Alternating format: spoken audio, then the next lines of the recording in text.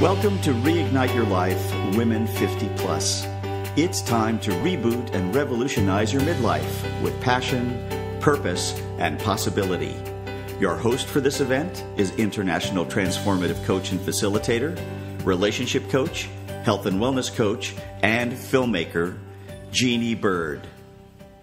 Welcome to Reignite Your Life, Women 50 Plus. It is time to reboot and revolutionize your midlife.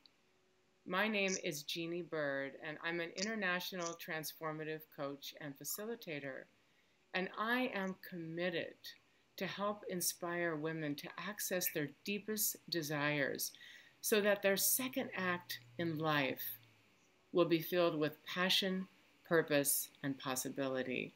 And in order to facilitate just that, I have an amazing guest today by the name of Deanna Cochran, RN. And since the year 2000, Deanna has served the dying and their families in various settings as an RN and as an end-of-life doula in private practice, as well as as a palliative advocate. From the beginning of her career, she had the belief and the insight that palliative care would help people deal with their life-limiting illnesses long before hospice is involved. And she founded the Quality of Life Care, LLC, in 2006 in order to educate and serve families from diagnosis through bereavement. She has been training and mentoring end-of-life doulas since 2010 through her course, Accompanying the Dying, a practical guide and awareness training. In 2014, she launched the End-of-Life Practitioner's Guide, a community of people who served others at the end of life in a variety of ways, in independent practice, as well as the radio podcast, The Journey, which delves into every angle of living with serious illness from diagnosis through after death, and includes the modalities from ancient wisdom to the latest innovations. She is the author of the forthcoming book, But I'm Not Dying, Palliative Care from Diagnosis Onward. And she's in the process of creating a 501c3 nonprofit, Companions for Quality Care. So welcome, Deanna. I just love you to say hello to our viewers today. Hello, everybody. I'm so happy to be here. We are thrilled to have you. So let's just dive right in. And I'd Sure. love you to give our audience a brief overview as to how you came to this type of care and what motivated you to create your doula, end-of-life doula training programs. Well, actually, it wasn't the best circumstances. I knew my marriage was crumbling, and it was very sad for me. And I knew I was a stay-at-home mom raising my children, and I thought if our marriage survives, it'll be nice and good for me to have something to do. And if it doesn't, then I'll have a means to support myself and my children. So I decided I would go for nursing.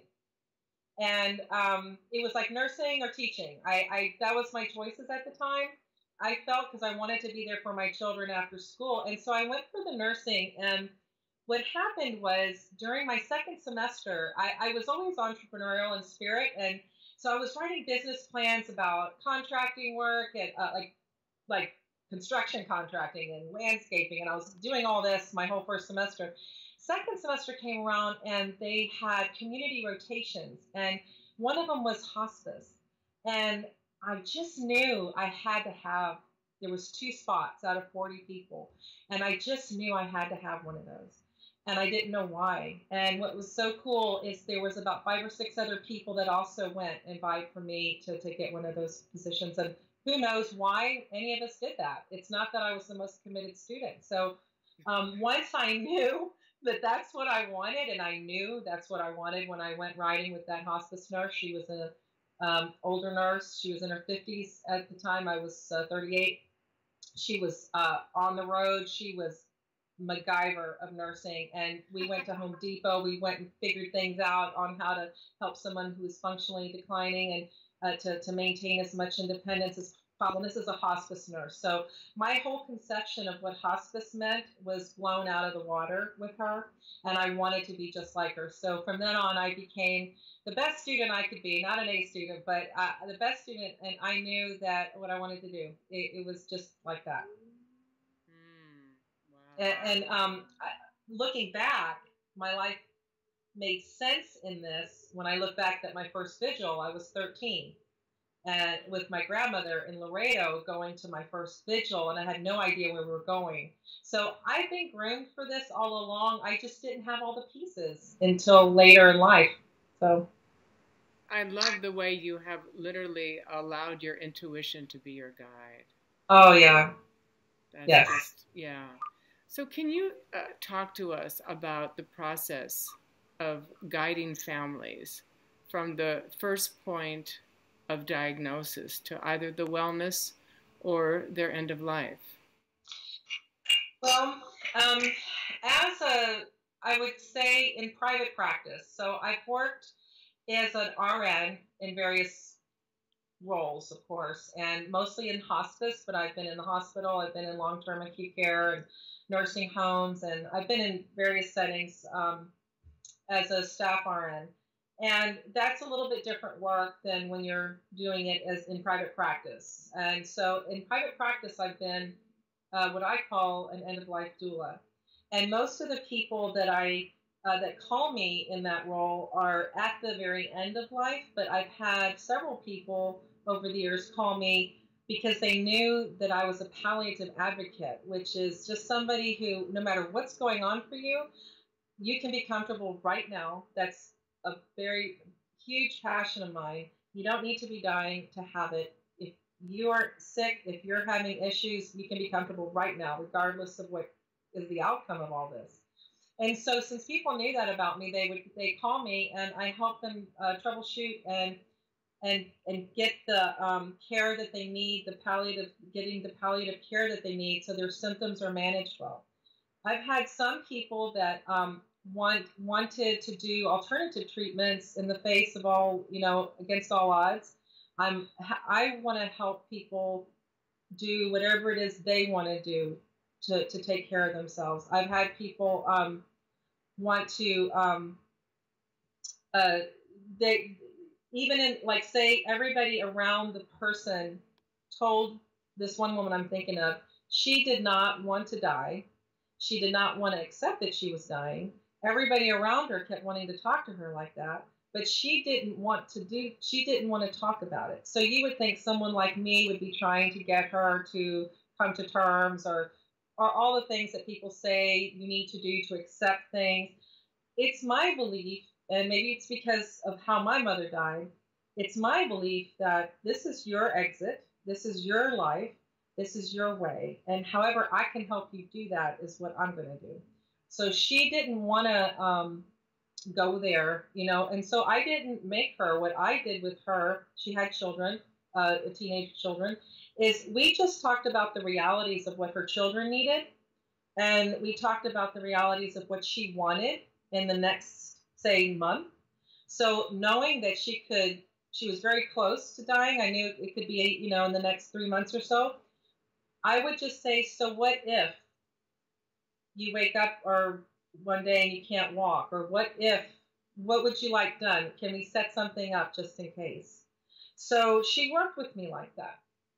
So some people, most of the time, people are in acceptance that they're dying. They know they are. Their family understands it, and there might be various stages of accepting that or being okay with that or the struggles that go in all that. And those are kind of normal situations, and that's usually how it goes. But sometimes there'll be people like this woman I'm telling you about that just really needs to be held in a tender space for whatever reason. I just walked into her life, and she needs to be supported in that place. And there's all kinds of judgment around that. People want to say we need to have a good death, a good dying, and needs to look like this, and closure needs to happen like that. And I love all those concepts, and it's all great in the ideal world, but in the real world, it doesn't always happen like that.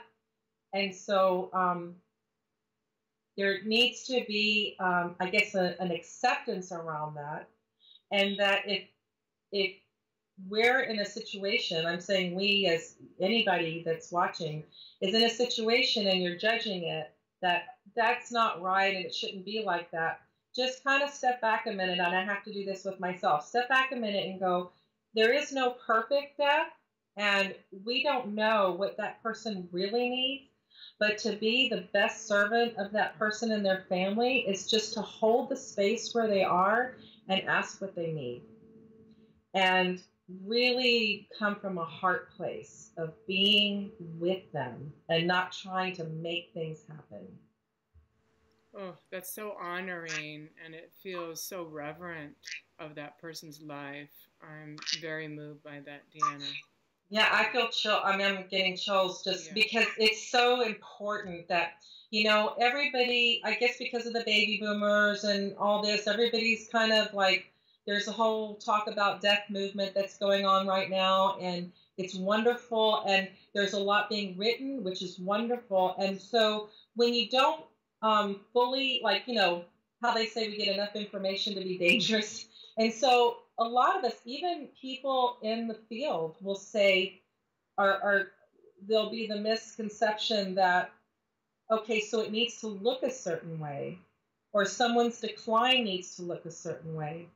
Really, the only thing that I feel that needs to happen for sure is suffering needs to be relieved.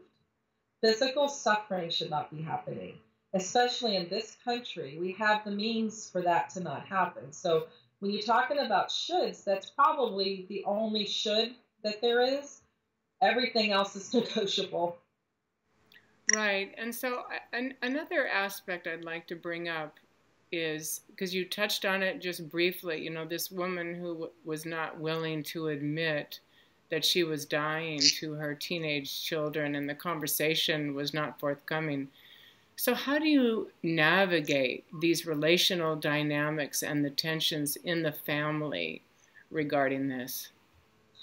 Well, it was very difficult because the person who brings me in as a private person, it's different if I would have come in as a hospice nurse. Then the whole team would have descended. There would have been many ways to address her. But because she didn't want to accept that she was even dying, there was no way hospice was going to come. So I was invited in by somebody else. So she knew what I did. So she was very conscious of what I did and what I was about. But I was also very clear with her from the beginning that I was not here to convince her of anything.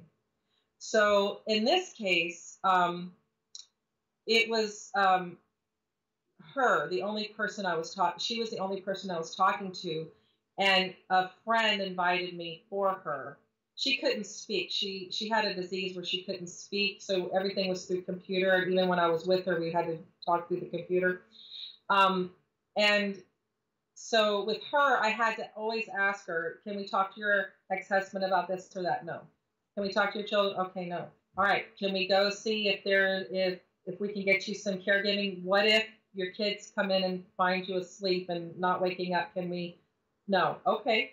So let me know when you want to do that. And over about a 6-week period, we went to go look at a couple of personal care homes.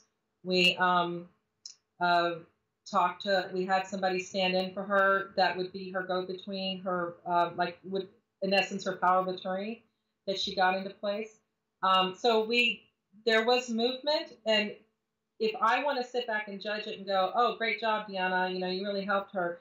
It's that I was there with her. It's her life and her way, but she was able to go at her pace and do things in her timing.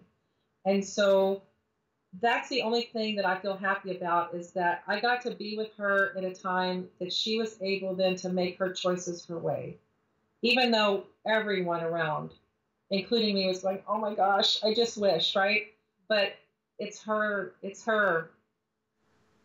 And so let's say in other situations where the family's involved and the person, who is ill is also involved. Can you talk about some of the relational dynamics that you have navigated? Yeah. Those are more normal. That's more normal and much. I'm not going to say easier, but when it's more normal and the scope of normal for most people, then yes, you can build a history and a little toolbox, your little toolbox of things that usually work in situations. But each family is so dynamically different that walking into each family, even though that person might have this certain diagnosis and they have one older sister and one younger brother and live in this socioeconomic group, it's never the same. Even if all those things are the same, it's never the same. But basically, to come into a family, like in somebody's dying, usually, I'm just going to do a lot of generalities here. Usually people are pretty upset. There's a lot of beautiful language around dying and accepting our dying and all that. And usually when it's going on, people aren't feeling that. It's great to read a great book, all the sacredness, and yes, it's all true. However, when a family is going through this, they're usually not feeling that. It takes some processing to get there, and a lot of people will get there, but it takes some time to get there. A lot of times what's happening is a lot of shock, and so each person, I would ask that everybody listening would keep in mind that I'm just going to say sibling and mom's dying, say, that each sibling, just keep in mind how your brother and sister cope their whole life, and just know it's going to be that magnified.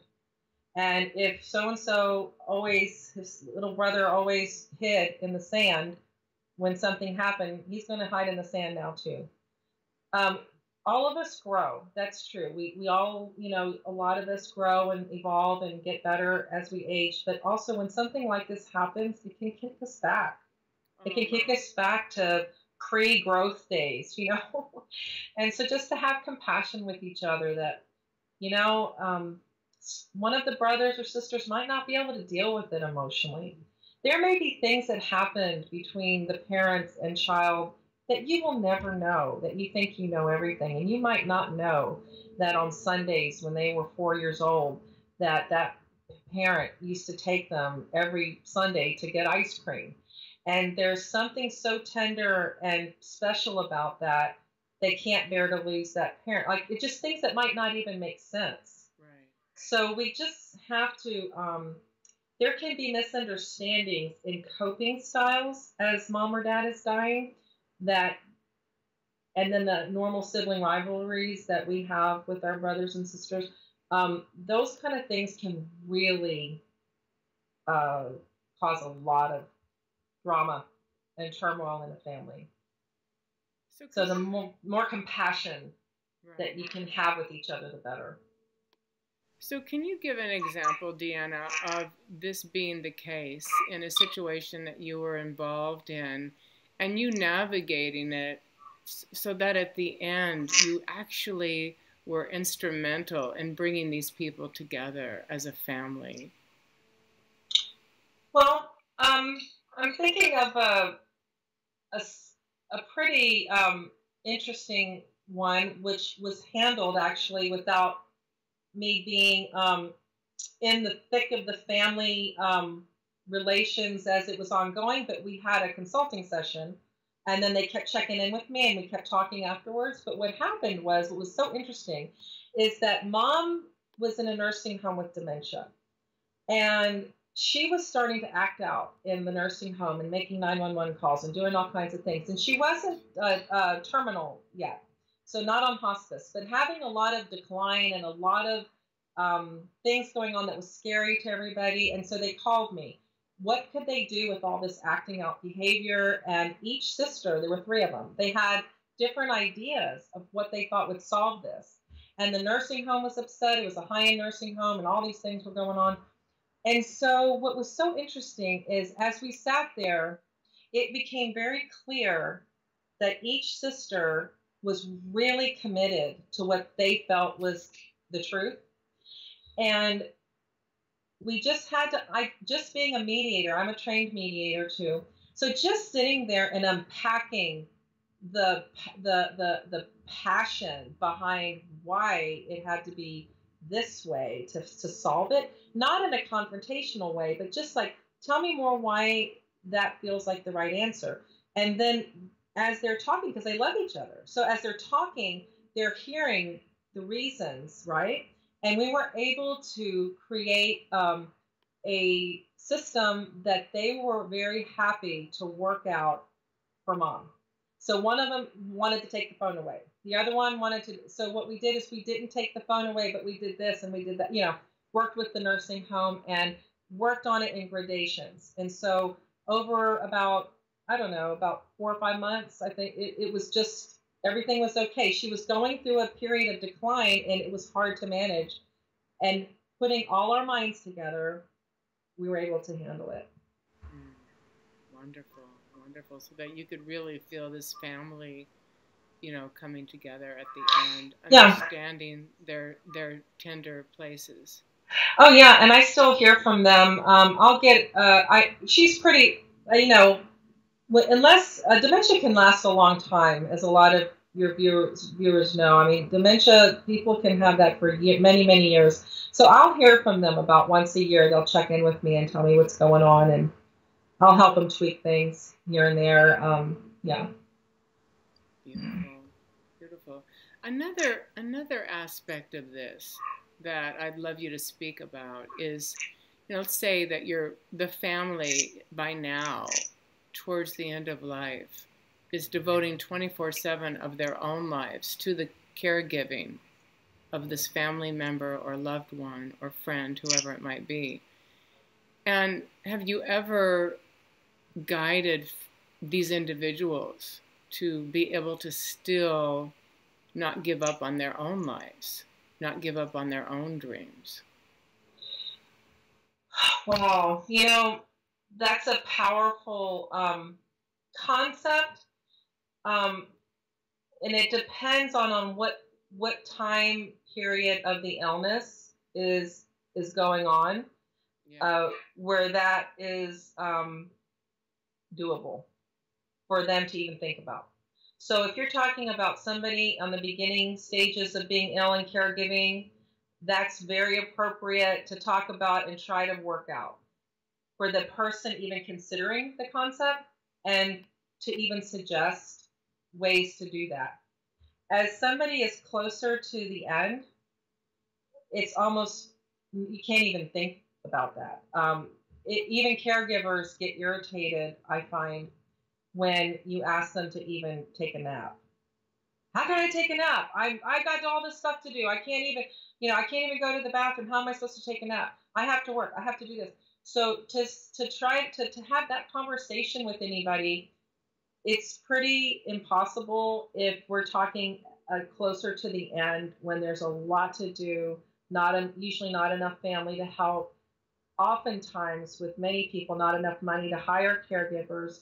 If you're in a situation where you do have enough money to have the caregivers in place, and then yes, we can have that talk, and it's just then a matter of guilt usually, and creating space to take care of yourself in a more full way, because a lot of people, through a lot of times, guilt just does a number on us, and I had it when my mother was dying. After it was all over, I should have done this and that. And it's a real normal part of anticipatory grief, a part of after the person has died. While you're caring, there's a lot of intense emotions that go on. So we usually manifest that by beating ourselves up. And in that process, don't allow ourselves to rest and take breaks and live our dreams and all that. To answer your question, so if you have the resources that's an option, then yes, I do talk to people about that. If you don't have the resources, then that's not even a conversation that can happen. Right. And I'm just wondering, though, if it is a conversation that can happen, and there are a few more family members involved, is there a way in which you can guide people to divvy up the responsibility so that they can still be refreshed and renewed as they caregive? Oh, that is always on. I will talk to them, and I have. The problem is the person has to receive it and be willing to do it. And that's where I see the resistance, is that the person feels like it's almost like you can't even address the issue with them. They just feel they cannot. So for that person to receive that it's okay to go ahead and step out and do your dream, even though mom is over here not doing well, that's a lot. So a lot of times people do need to get some help with that in however ways, through their chaplain or through therapy or through some kind of way that bypasses the brain, because our brain tells us a lot of lies. And when we're emotionally wrapped up and someone we love so much, like our parents or our sister or brother or children, whoever it is that's having this problem, a lot of us can't see straight. So yes, I definitely, self-care is a big part of what I do in encouraging people. But over the years, I've learned what you just anger people if you try to go down a road that is just impossible. But if it's possible, I definitely will challenge the concept that they can't. So in your biography that I read, you talk about some of the latest innovations in palliative care. Can you talk a little bit about what the latest innovations in palliative care are? Well, I guess what I'm talking about is that there are things that people are coming up with all the time outside of palliative medicine that I want to explore, that might be quacky or outrageous to some, but you know what? We're learning all the time. And so the journey, the radio podcast, is grounded in palliative medicine, which is scientifically based, research-based. It's a multidisciplinary approach of physician, nurse, social worker, chaplain, volunteer, CNA, the whole team, mind, body, spirit. It's Western medicine's best, mind, body, spirit. And they are coming up with ways to treat symptoms all the time, new cocktails, new medications. You know, when you go to research about symptom management, you'll see that a drug is researched, maybe 2 drug combination. In hospice, sometimes we're using 4 and 5 and 6 drug combinations.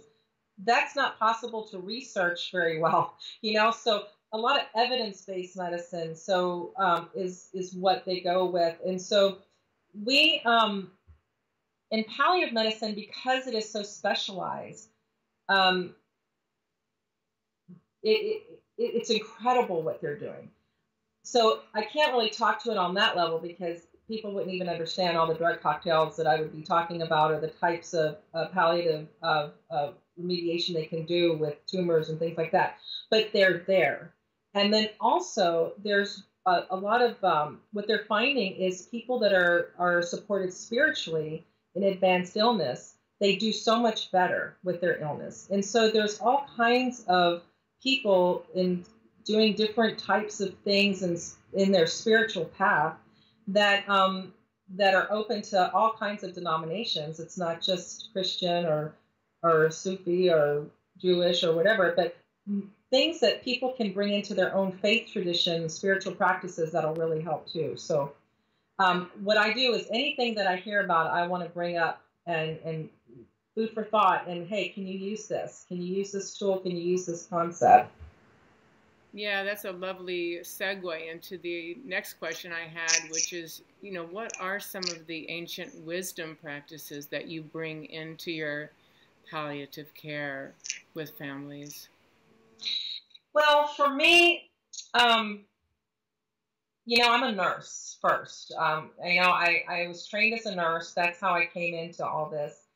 But my heart is a doula, and the doula is a servant, and that word comes from the Greek, meaning, you know, it was a servant who served women throughout the life cycles, from beginning to end. And the birthing movement took that for the birthing doulas to take care of the woman and the family in a practical way. In the deathing world, we're using doula to the same thing. So in my practice as a doula, I work with that family. The person who brought me in is who I talk to, and I ask how I can support them. And usually, yes, they want to create sacred space, is what I call sacred space. A lot of people refer to that, which is just holding reverence at this time and creating a geography, or just an area around the person who's dying to be special.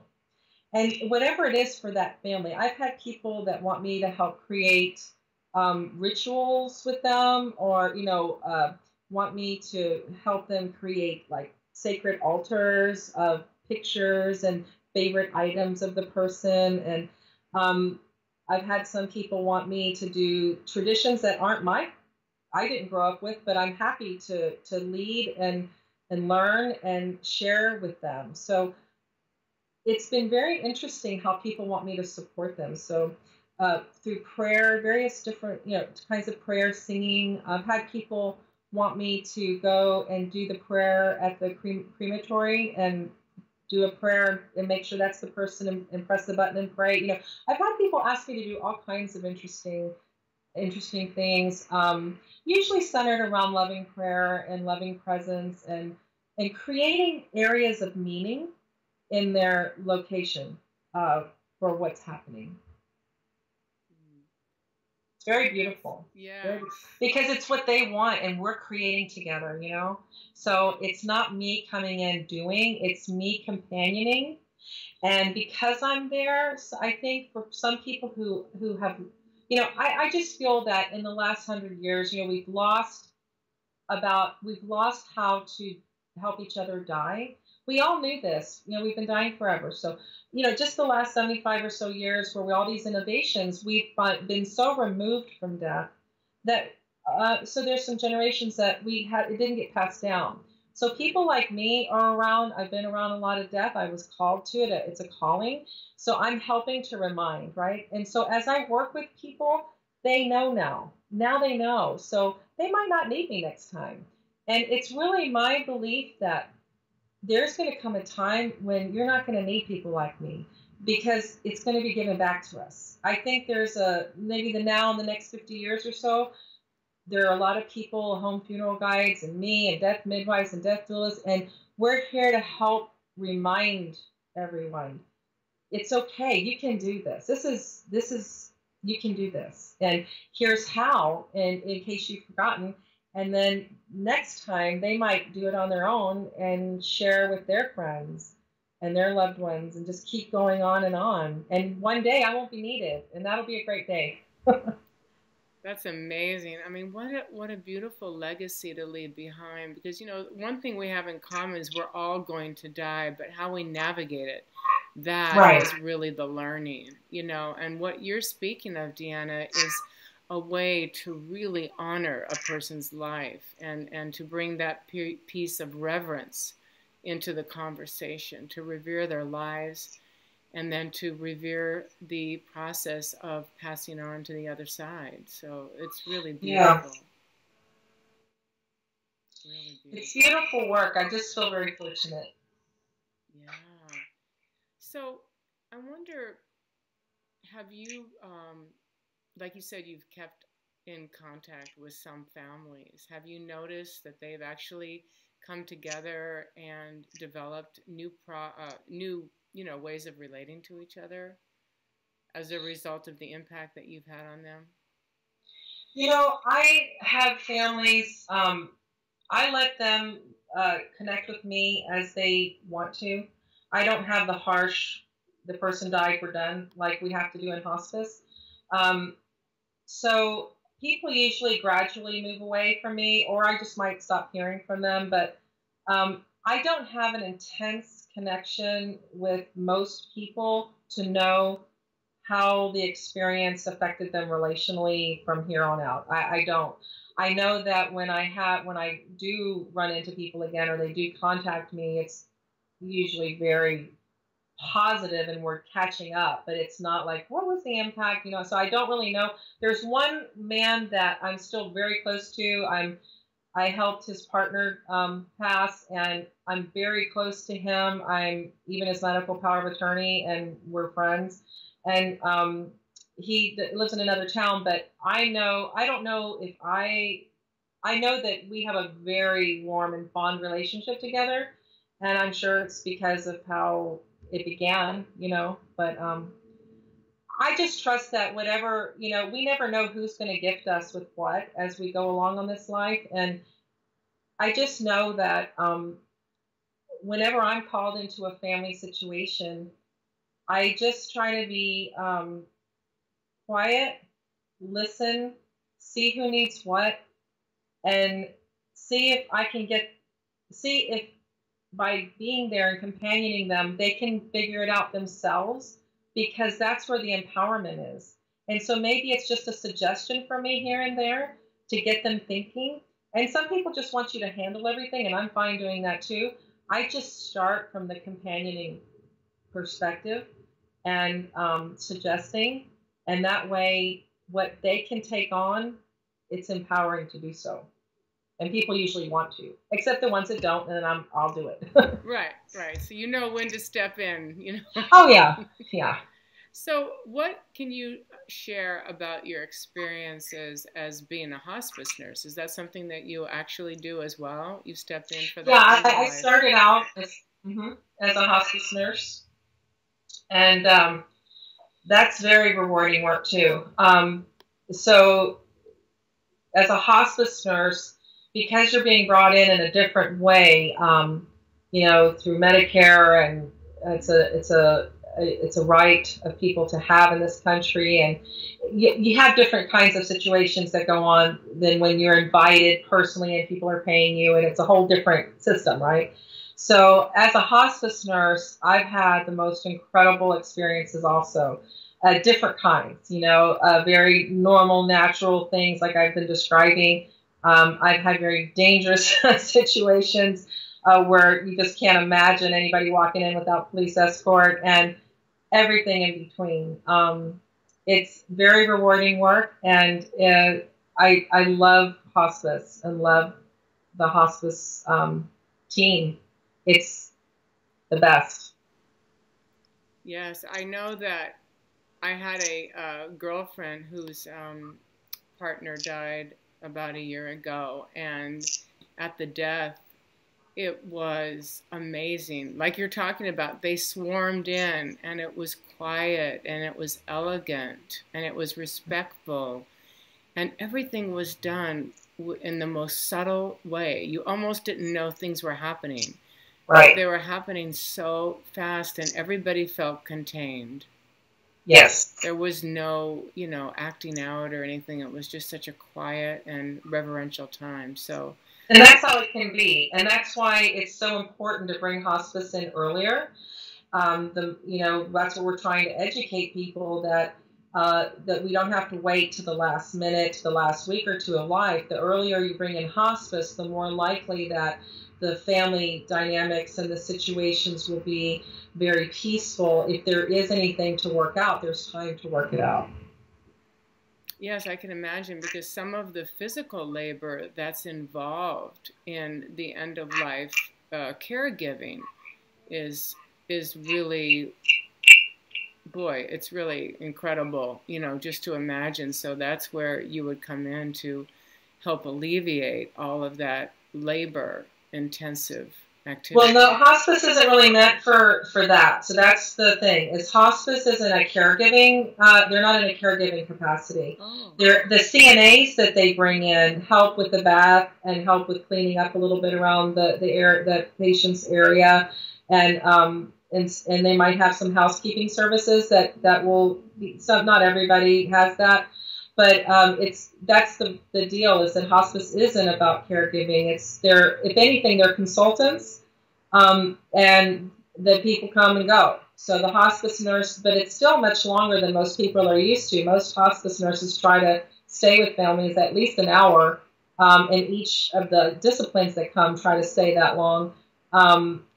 Used to, we could stay longer, but I think, it's getting a little tighter. But so that's still a pretty long time. Most people aren't used to having their nurse or their doctor around for that long.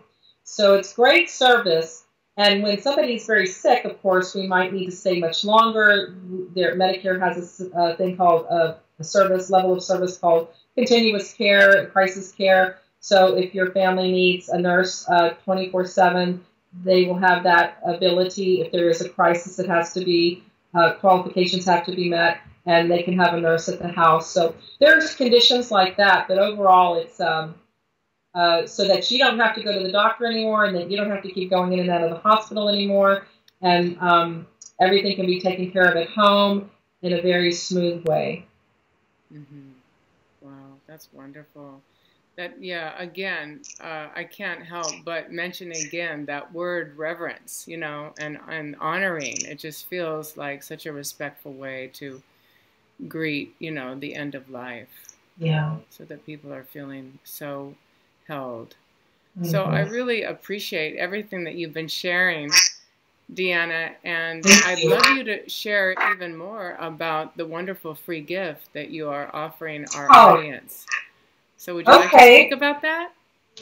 Yes, what I thought I would do is have, instead of like a long, hour-long video or audio of all kinds of topics that you'd have, if you like a certain piece here and there, you'd have to find your way through it all. I would have 4 separate audios so that whatever piece you want, you can have. And so I've divided it into 4 different topics. And do you want me to tell the topic? Yes, please. Oh, okay.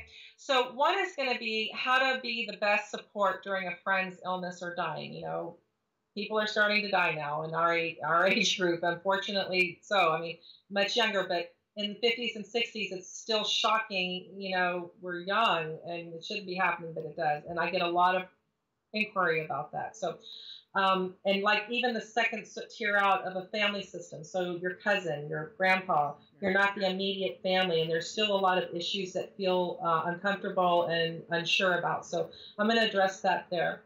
And then another one is going to be for professionals who serve the elderly or the ill and their families, and how to handle those difficult conversations where talking about artificial nutrition, hydration, do they cut up, you know, the PEG tube, do they start this, do they stop that? Mom said this, but daughter says that. So we're going to talk about how to address some of those really complicated conversations.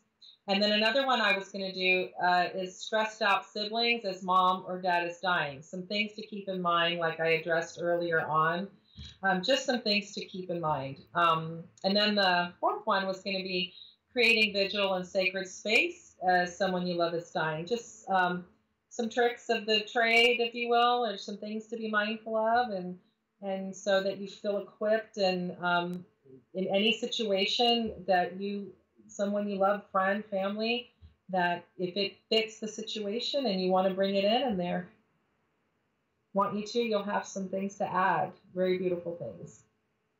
Wonderful. That's really comprehensive. All of those things that you're mentioning are definitely, I know that when my mother is ready to pass, that I'm just going to be employing all of your practices to make sure that everything is, again, honoring and reverential towards her and the family members involved. So, wow, this has just been amazing, Deanna. I can't thank you enough for your wisdom and your heart-centered awareness and the contribution and the devotion that you are committed to in this end of life. It's such a difficult, historically in our culture, a very difficult time of life. And so you are really courageously stepping out there and helping people navigate it to a beautiful end. So thank you. Thank you, Deanna. Thank you for everything today. You've been a wonderful guest.